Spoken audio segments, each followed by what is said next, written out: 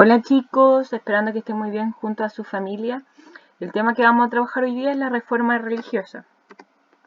El objetivo es el siguiente: reconocer e identificar los antecedentes y consecuencias de la reforma religiosa.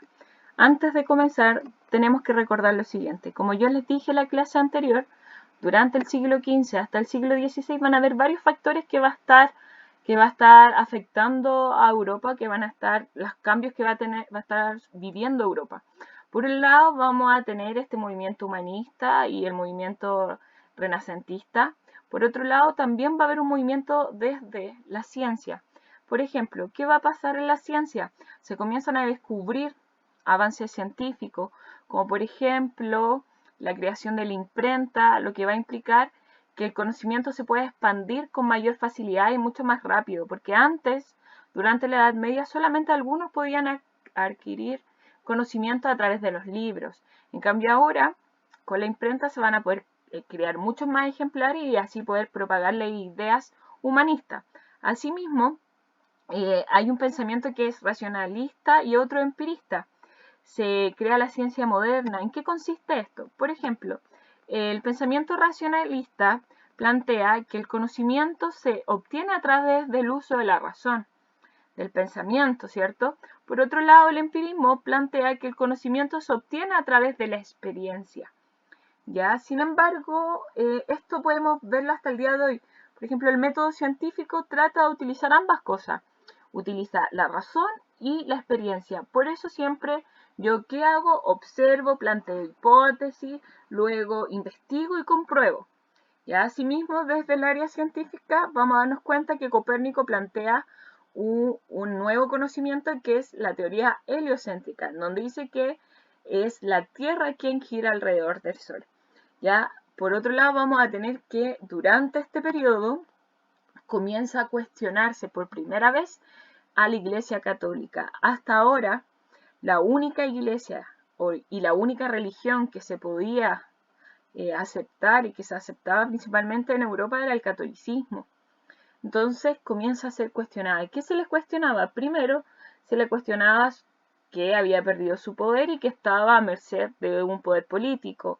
Segundo, que se había relajado mucho en aspectos morales y en aspectos materiales. Asimismo, hay una corrupción dentro de la Iglesia Católica que se alcanzó su máximo auge, su máximo expresión, que fue la venta de indulgencia por orden del Papa León. ¿En qué consiste la indulgencia? Por ejemplo, la indulgencia sacaba al ser humano del purgatorio. ¿Qué planteaba? Cuando uno se muere se va al purgatorio. Ya estaríamos en este lado, acá, al medio. Si yo realizo buenas acciones en mi vida, yo tendría que irme al cielo, ¿cierto? Pero si yo realizo malas acciones en mi vida, me tendría que ir al infierno. Sin embargo, al vender indulgencia, si yo, por ejemplo, actué mal durante toda mi vida, yo le pagaba a la iglesia para poder irme al cielo. Daba lo mismo como yo me había comportado a lo largo de mi vida. Entonces, ¿qué provocó esto? Una indignación para muchas personas y comienza a cuestionarse con más fuerza. ¿Por qué se comienzan a vender la indulgencia? Porque el Papa León, que ustedes ven ahí, quería construir la Basílica de San Pedro, que es lo que nosotros vemos hoy como el Vaticano.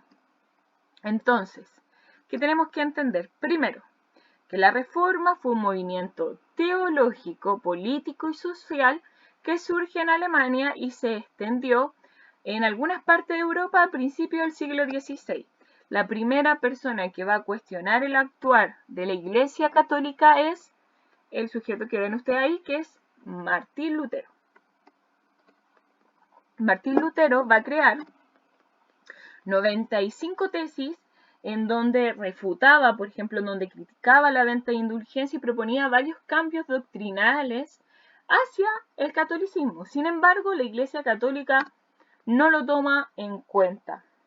Pero los príncipes de Alemania sí lo van a tomar en cuenta, ya que Lutero planteaba, por ejemplo, que la salvación solamente se obtiene a través de la fe y las buenas obras. Asimismo, plantea que los únicos dos sacramentos es el bautismo y la Eucaristía, Y por haber dicho esas cosas, la Iglesia Católica lo va a excomulgar, ¿ya? Pero como les mencionaba, va a recibir el apoyo de los príncipes alemanes, que va a conllevar la división de Alemania entre luteranos y católicos, lo que va a provocar conflictos bélicos por la fe en Alemania.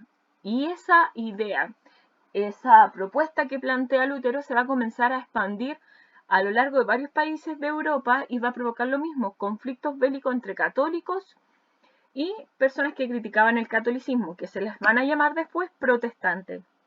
Asimismo, va a surgir otra persona que va a seguir el ejemplo de Lutero, quien es Juan Calvino. Juan Calvino es un francés, ¿ya?, que vive en Suiza y postula,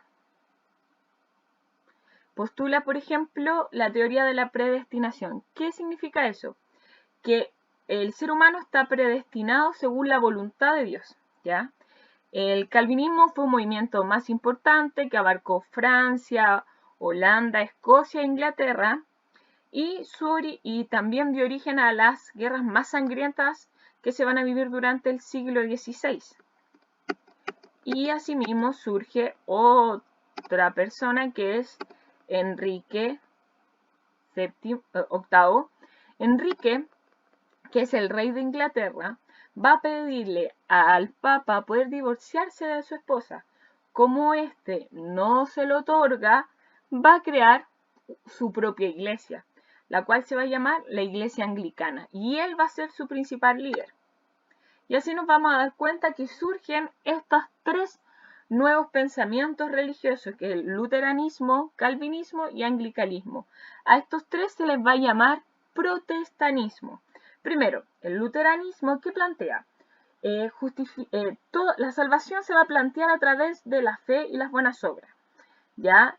El sacerdocio lo pueden hacer todos los creyentes. La Biblia es la única fe e inspiración.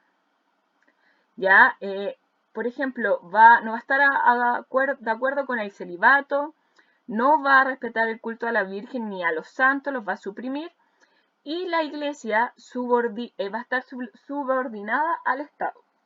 Por otro lado, vamos a tener el calvinismo, que yo les planteaba, que ellos señalan que hay una predestinación. El destino de cada hombre está señalado por Dios, ¿ya? Y en la materia de salvación o de condenación, o sea, da lo mismo como yo actúe, solamente Dios sabe si yo me salvo o me condeno, ¿ya? Asimismo, plantea la prosperidad era un signo de salvación, hay una separación entre iglesia y Estado, y por último, el anglicanismo, que es una iglesia inglesa en donde se acepta el divorcio y hay un libro de oración común.